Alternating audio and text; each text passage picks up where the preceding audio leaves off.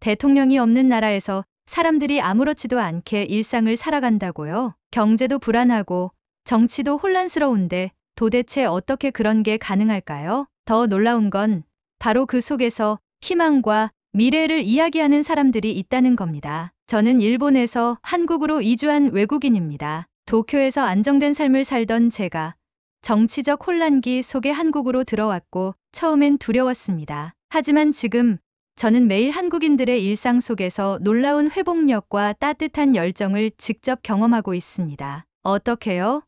그 이야기를 지금부터 들려드릴게요. 1초만 투자해서 좋아요, 구독 꼭 부탁드립니다. 여러분의 관심이 더 많은 사람들에게 이 감동적인 이야기를 전할 수 있는 힘이 됩니다. 정말 괜찮은 걸까? 비행기 창밖으로 보이는 서울의 야경은 분명 아름다웠지만 제 마음은 온통 불안과 두려움으로 가득 차 있었습니다. 도쿄에서의 안정된 직장과 익숙한 환경을 뒤로하고 한국에 오기로 결정한 것은 제 인생에서 가장 큰 결단이었습니다. 남편을 사랑했기에 그의 고국에서 함께 살아보자는 말에 결국 마음을 열었지만 막상 서울에 도착한 순간부터 제 머릿속은 끊임없이 되묻기 시작했습니다. 정말 괜찮을까? 안타깝게도 한국에 도착한 시점은 매우 어수선한 때였습니다. 뉴스에서는 대통령 탄핵과 정치적 공백 상황에 대한 보도가 연일 이어졌고 일본에서도 관련 뉴스가 크게 다뤄졌습니다. 가족들과 친구들은 걱정스럽게 말했습니다. 지금 한국에 가는 게 맞아?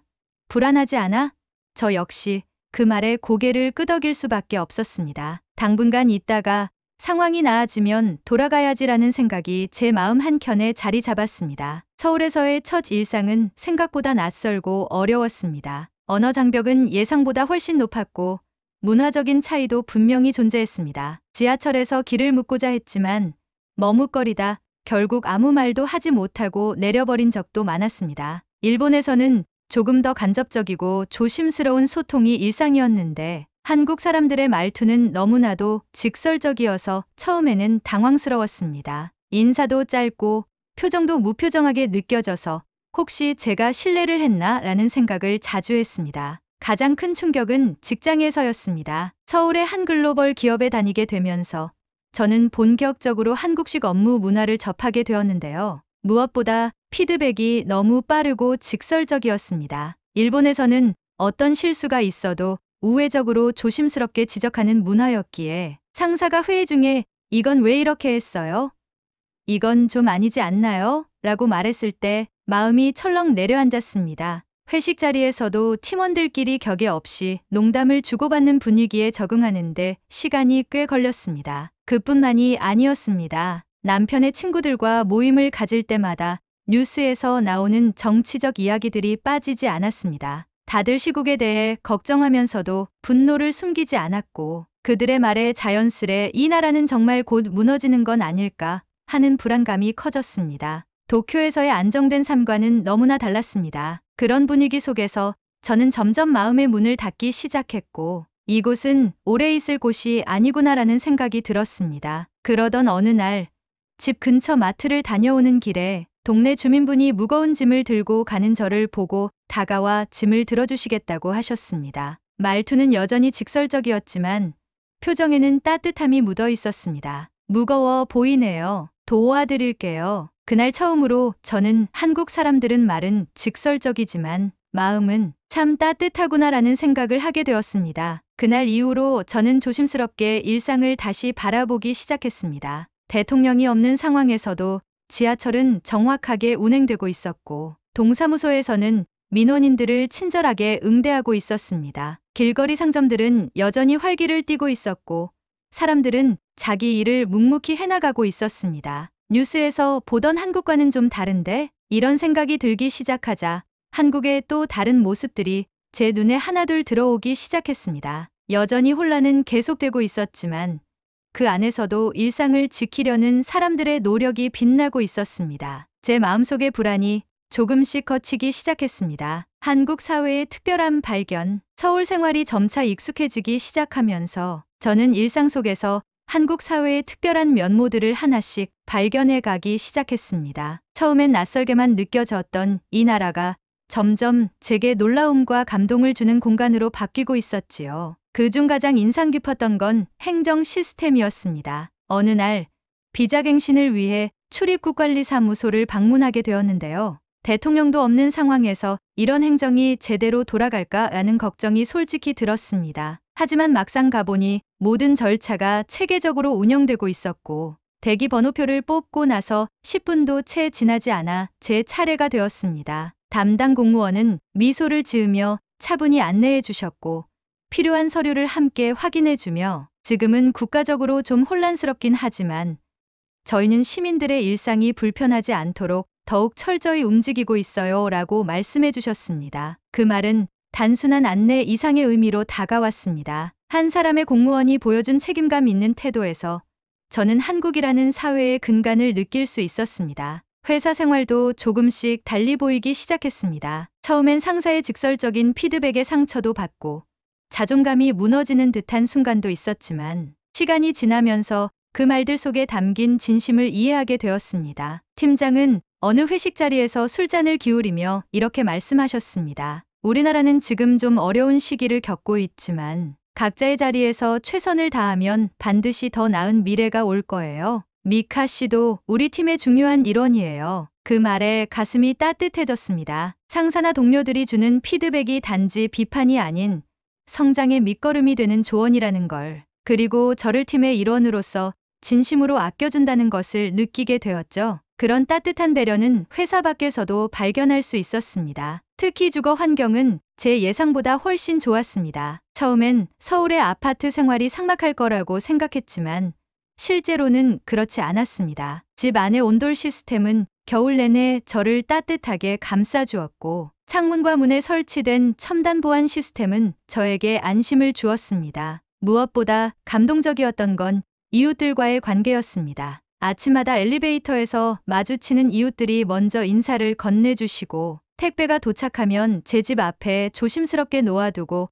문자로 알려주시는 섬세한 배려에 깜짝 놀랐습니다. 하루는 밤 늦게 귀가하는 길에 집 앞에서 택배를 도둑맞을 뻔한 위기에서 이웃 아주머니가 재빨리 문 밖에 놓인 박스를 들고 제게 직접 전달해 주셨습니다. 이 시간에 택배가 있길래 걱정됐어요. 조심하세요. 그 말에 저는 가슴이 뭉클해졌습니다. 한국 사회에 아직도 살아 숨쉬는 공동체 정신을 그 순간 느꼈습니다. 일본에서는 보기 힘든 누군가를 신뢰하고 배려하는 문화가 이곳에 깊이 자리 잡고 있다는 것을 실감하게 되었지요. 또 하나 놀라웠던 점은 도시의 역동성과 편리함이었습니다. 서울은 정말 빠르게 움직이는 도시였습니다. 스마트폰 하나로 대중교통 요금을 결제하고 어디서든 원하는 음식을 30분 안에 배달받을 수 있었으며 행정이나 금융 처리도 대부분 모바일로 가능합니다. 처음에는 이 모든 것이 정신없이 느껴졌지만 지금은 너무도 익숙해져서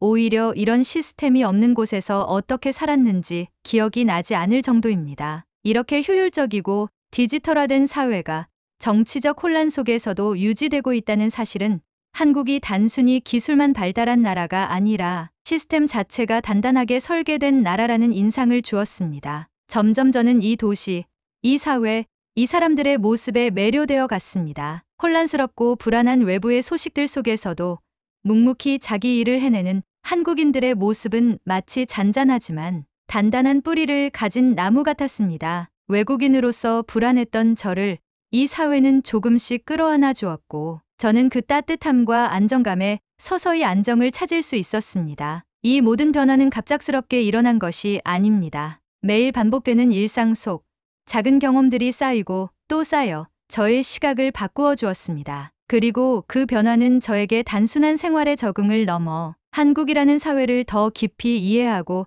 사랑하게 되는 계기가 되어 주었습니다. 위기 속에서 빛나는 한국인의 정신, 서울에 정착한 지 반년쯤 되었을 무렵 한국 사회는 또 한 번의 큰 파도를 맞이하게 되었습니다. 국제신용평가사에서 한국의 국가 신용등급 하향을 검토하고 있다는 뉴스가 연일 보도되었고 경제 불안에 대한 우려가 퍼지면서 주가가 하락하고 환율이 요동치는 등 사회 전반에 긴장감이 감돌기 시작했습니다. 일본에 있는 제 부모님도 걱정스러운 마음에 전화를 걸어오셨습니다. 미카, 요즘 한국 뉴스 봤니? 경제도 위험하다는데 그냥 돌아오는 게 어때? 부모님의 말은 사랑이 담긴 걱정이라는 걸 알기에 쉽게 대답할 수 없었습니다. 솔직히 저도 처음에는 불안했습니다. 정치 공백에 이어 경제까지 흔들리는 듯한 분위기 속에서 이제 정말 돌아가야 하나라는 생각이 머릿속을 맴돌았습니다. 놀라웠던 건 그런 위기 속에서도 한국 사회가 여전히 안정된 일상을 유지하고 있다는 점이었습니다. 언론에서는 위기를 강조했지만 제 눈에 비친 한국은 여전히 밝고 활기찼습니다. 카페에는 사람들이 북적였고 지하철은 여느 때처럼 질서 있게 운영되었으며 밤이 깊은 시각에도 도시는 여전히 환하게 불을 밝히고 있었습니다. 그 무렵 우연한 기회로 동네에서 열리는 자발적인 마을 정화 봉사활동에 참여하게 되었습니다. 처음에는 단순히 남편을 따라가 본 행사였지만 그곳에서 저는 한국인의 강인한 정신을 마주하게 되었습니다. 아이부터 노인까지 다양한 연령층의 주민들이 쓰레기 봉투를 들고 골목골목을 청소하며 서로 농담도 주고받는 모습이 무척 인상적이었습니다. 한 어르신이 제게 다가오셔서 물티슈를 건네며 이렇게 말씀하셨습니다. 요즘 나라가 좀 시끄럽죠?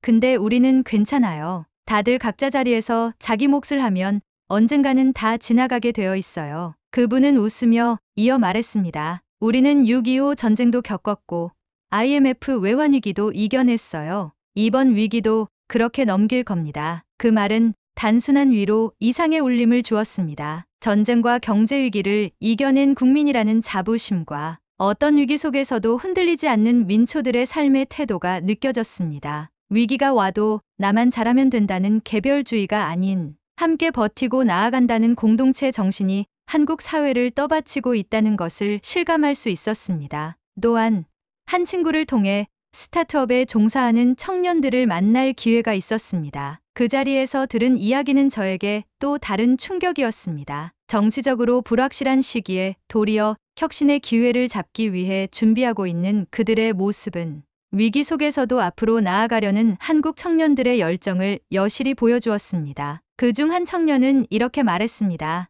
대통령이 있든 없든 우리가 할 수 있는 건 우리 자리에서 뭔가를 만들어내는 거예요. 지금 상황을 탓하는 건 쉽지만 위기를 기회로 만드는 게 진짜 의미 있는 일이죠. 이 말에 저는 또 한 번 놀라움을 느꼈습니다. 단순히 불평하거나 체념하는 것이 아닌 어려움 속에서도 도전하고 기회를 만들어내는 이 태도는 제가 일본에서 경험했던 사회 분위기와는 사뭇 달랐습니다. 일본 사회는 안정을 중시하며 변화에 조심스러운 편이지만 한국은 혼란 속에서도 한 발 먼저 움직이며 미래를 향해 나아가고 있었습니다. 그날 밤 저는 혼자 한강변을 걸으며 이런 생각을 했습니다. 지금 한국은 정말 어려운 시기일까? 아니면 진짜 강한 나라가 시험받고 있는 걸까? 도시의 불빛은 여전히 아름답게 빛나고 있었고 그 아래에서 살아가는 사람들의 일상은 여전히 따뜻했습니다. 그 순간 저는 확신하게 되었습니다. 한국은 단지 대통령의 부재나 경제적 불안 같은 외적인 변수로 흔들릴 나라가 아니라는 것을요. 이 나라를 진짜 지탱하는 건 바로 한국인 개개인의 삶의 자세와 회복력이라는 것을요. 그 믿음은 제 마음을 더욱 단단하게 만들어 주었습니다. 더는 이곳이 불안하고 낯선 땅이 아니었습니다. 오히려 저에게 더 많은 배움을 주고 인간적으로 성장할 수 있게 해주는 곳이었습니다. 그날 이후 저는 이전과는 다른 시선으로 한국을 바라보게 되었습니다. 변화는 아주 사소한 일상에서부터 시작되었습니다. 편의점 아르바이트생이 힘든 표정 하나 없이 손님을 응대하는 모습, 지하철에서 노약자석을 피하는 시민들, 비 오는 날 경비 아저씨에게 우산을 건네는 고등학생의 행동, 이 모든 것이 제게는 단순한 장면이 아니라 위기 속에서도 흐트러지지 않는 질서와 배려의 상징처럼 다가왔습니다. 특히 기억에 남는 사건이 하나 있습니다. 한날 회사에서 야근을 마치고 집으로 돌아오던 길이었습니다. 지하철역에서 내리자마자 갑자기 하늘에서 소나기가 쏟아졌습니다. 우산을 준비하지 못한 저는 발걸음을 재촉하고 있었는데 옆에 서 있던 어떤 중년 여성분이 제게 우산을 나눠주시며 이렇게 말씀하셨습니다. 외국인분 같은데 감기 걸리면 안 되죠. 같이 쓰고 가요. 그분은 저를 동네 근처까지 데려다 주시고 나서야 자신은 반대 방향이라고 말하셨습니다. 비를 맞아가며 돌아가는 그분의 뒷모습을 보며 저는 눈물이 핑 돌았습니다. 나라 전체가 위기라고들 하지만 그 위기 속에서도 사람들은 이렇게 서로를 챙기고 있었습니다. 그것이야말로 이 나라를 지탱하는 진짜 힘이 아닐까요? 또 한 번은 회사에서 진행한 자원봉사 활동에 참여하게 되었습니다. 저희 팀은 서울 외곽의 복지센터를 방문해 청소와 정리, 그리고 노인분들께 간단한 식사를 준비해드리는 일을 도왔습니다. 처음에는 조금 어색했지만 일을 하며 그분들과 이야기를 나누는 과정에서 저는 한국 사람들의 깊은 정서를 다시금 느낄 수 있었습니다. 한 할머니께서 제게 다가와 묻기도 했습니다. 일본에서 왔다면서? 지금 나라가 좀 시끄러워서 걱정 많지? 저는 웃으며 대답했습니다. 처음엔 좀 무서웠지만 지금은 이 나라에 희망이 있다는 걸 믿고 있어요. 그 말에 할머니는 제 손을 꼭 잡으시며 말씀하셨습니다. 맞아요. 우리는 늘 그래왔어요. 힘들어도 서로 돕고 일어나는 게 한국 사람들이에요. 그 손의 온기와 그 말의 진심이 오래도록 제 마음속에 남았습니다. 그날 이후 저는 더 이상 외부의 시선이나 뉴스 헤드라인에 휘둘리지 않게 되었습니다. 한국에 살고 있는 제가 직접 경험하는 이 사회는 언제나 따뜻하고 강했습니다. 위기가 오더라도 그 속에서 다시 일어서는 힘이 분명 존재했고, 그 힘은 바로 사람들 사이의 관계 속에서 비롯된다는 사실을 알게 되었습니다. 회사에서는 불안한 경제 상황 속에서도 새로운 시장을 개척하기 위한 프로젝트가 꾸려졌습니다. 모든 팀원들이 바빠졌고 저도 마찬가지였습니다. 그런데 그런 와중에도 다들 서로를 격려하고 챙기는 문화는 변하지 않았습니다. 팀장이 야근을 마친 저에게 따뜻한 붕어빵을 건네며 이럴 때일수록 잘 먹고 잘 쉬어야 해요 라고 말하던 순간, 저는 한국이라는 사회가 단지 생존을 위해 경쟁하는 곳이 아니라 함께 살아가는 법을 아는 사회라는 걸 느꼈습니다. 불안은 여전히 존재했습니다. 하지만 그 불안은 저를 위축시키기보다 한국이라는 나라가 얼마나 회복력 있는 사회인지, 그리고 그 회복력을 만들어내는 사람들이 얼마나 단단한지를 더 분명히 보게 해주었습니다. 그리고 저 역시 이 사회의 일원이 되어 같은 방향으로 나아가고 있다는 자부심을 갖게 되었습니다. 제가 처음에 가졌던 걱정들, 정치적 혼란, 언어의 장벽, 문화적 차이, 이 모든 것이 지금은 더 이상 장애물이 아닙니다. 오히려 그 모든 요소들이 저를 성장하게 만들고 한국이라는 나라를 더욱 깊이 이해할 수 있도록 도와주었습니다. 그리고 이제는 그 모든 과정을 통해 얻은 감정과 경험을 더 많은 사람들과 나누고 싶다는 마음이 커져만 갑니다. 희망의 메시지와 새로운 시작. 한국에 온 지 1년이 지났습니다. 처음 서울 땅을 밟았을 때의 막막하고 불안한 감정은 이제 거의 사라졌습니다. 그 자리에 남은 건 제가 이곳에서 살아온 수많은 날들과 그 안에서 느낀 진심, 어린 감동, 그리고 깊은 애정이었습니다. 예상치 못한 위기와 불확실함 속에서도 한국은 저를 품어주었고, 저는 그 안에서 새로운 삶의 방향을 찾을 수 있었습니다. 한참을 고민하다가 저는 일본에 있는 친구들에게 긴 편지를 써내려갔습니다. 스마트폰보다는 손으로 꾹꾹 눌러 쓴 글이 이 감정을 더 잘 전할 수 있을 것 같았습니다. 한국은 지금 대통령이 부재한 상황이고 경제적으로도 불안정하다는 이야기가 뉴스에 많이 나와. 하지만 그 뉴스만 보고 판단하면 진짜 한국을 절대 이해할 수 없어. 이곳의 사람들은 여전히 친절하고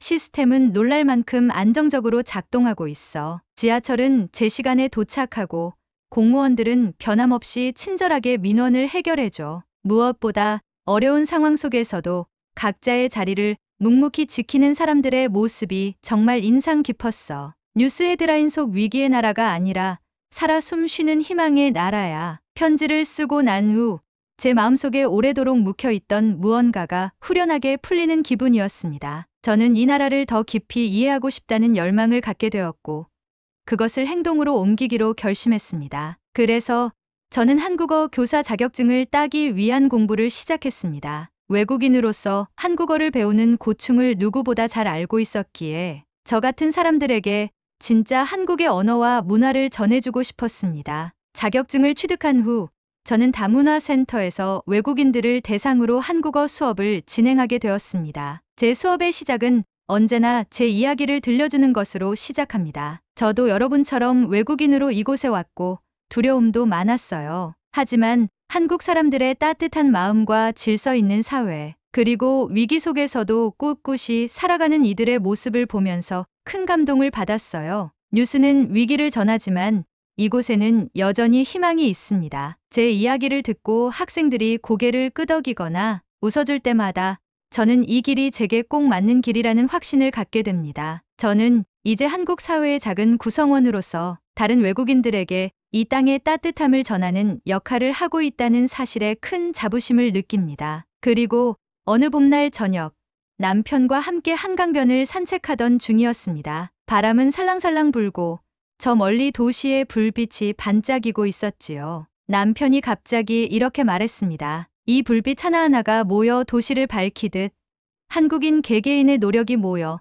이 나라를 다시 일으킬 거예요. 그 말에 저는 조용히 고개를 끄덕였습니다. 그렇게 단순한 말 한마디가 제 마음을 벅차오르게 할 줄은 몰랐습니다. 맞습니다. 저도 이제 그 수많은 불빛 중 하나가 되어 이 도시를, 이 나라를 함께 밝히고 있다는 사실이 자랑스러웠습니다. 도시의 불빛 아래서 저는 이제 더 이상 낯선 외국인이 아닙니다. 제가 선택한 이 땅에서 제가 만들어가는 새로운 삶이 자라고 있었고 그 삶 속에는 희망과 열정, 그리고 회복력이 담겨 있었습니다. 앞으로도 이곳에서 많은 도전이 있겠지만 저는 더 이상 두렵지 않습니다. 왜냐하면 한국은 언제나 위기 속에서도 길을 찾아온 나라였고 그 안에서 저도 같은 힘을 배우고 있기 때문입니다. 그리고 이 이야기를 보고 계신 여러분, 혹시 한국에 대해 혹은 새로운 시작에 대해 고민하고 계시다면 제가 드리고 싶은 말이 있습니다. 용기 내어 한 걸음만 내딛어 보세요. 그 한 걸음이